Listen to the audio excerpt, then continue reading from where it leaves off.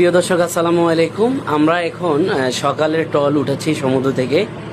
ঘড়ির কাঁটায় এখন সকাল 8টা বাজে, আর এই সময় আমরা সমুদ্র থেকে জাল তুলতেছি।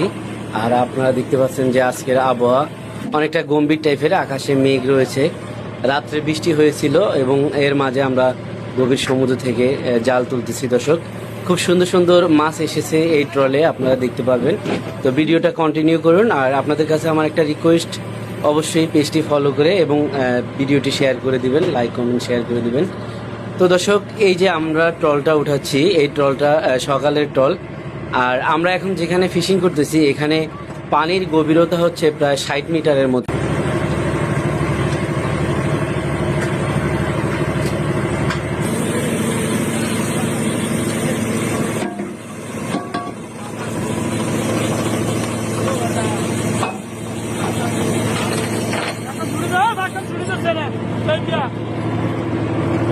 ফিশিং জাহাজের জাল সমুদ্র থেকে তোলার সময় যখন পেছনে যারা এই যে জালের কাজে যায়, তারা হচ্ছে ওই জাহাজের সব থেকে অভিজ্ঞ নাবিক এবং সব থেকে দক্ষ নাবিক যারা, তারাই মূলত জাল ওঠানামার কাজে যায়। দর্শক, তো এখানে আপনারা যারা দেখতে পাচ্ছেন এরা হচ্ছে এই জাহাজের সিনিয়র স্টাফ।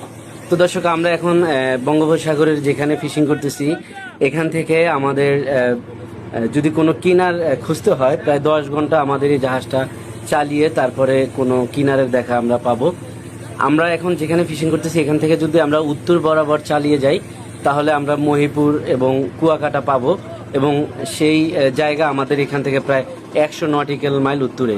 আর আমাদের থেকে পশ্চিমে যদি আমরা চালিয়ে যাই তাহলে আমরা খুলনা বা সুন্দরবন পাবো, এবং আমরা যদি পূর্ব দিকে চালিয়ে যাই তাহলে আমরা পাবো কক্সবাজার। আর যদি আমরা দক্ষিণ দিকে চালিয়ে যাই তাহলে শুধুই সাগর।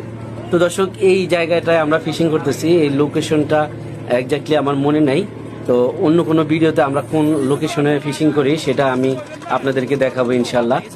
তো এই যে দেখতে পাচ্ছেন আমাদের শেখেন ভূষণ আমাকে কিছু টিপস দিচ্ছে ভিডিওতে আমি কিছু বলার জন্য। তো দর্শক, অনেক লইটা মাছ জালে গেঁথে আছে। তো আমরা খুব সুন্দর সুন্দর মাছ পেয়েছি এই ট্রলে। আপনারা যদি ভিডিওটা শেষ পর্যন্ত দেখেন তাহলে আপনারা দেখতে পারবেন।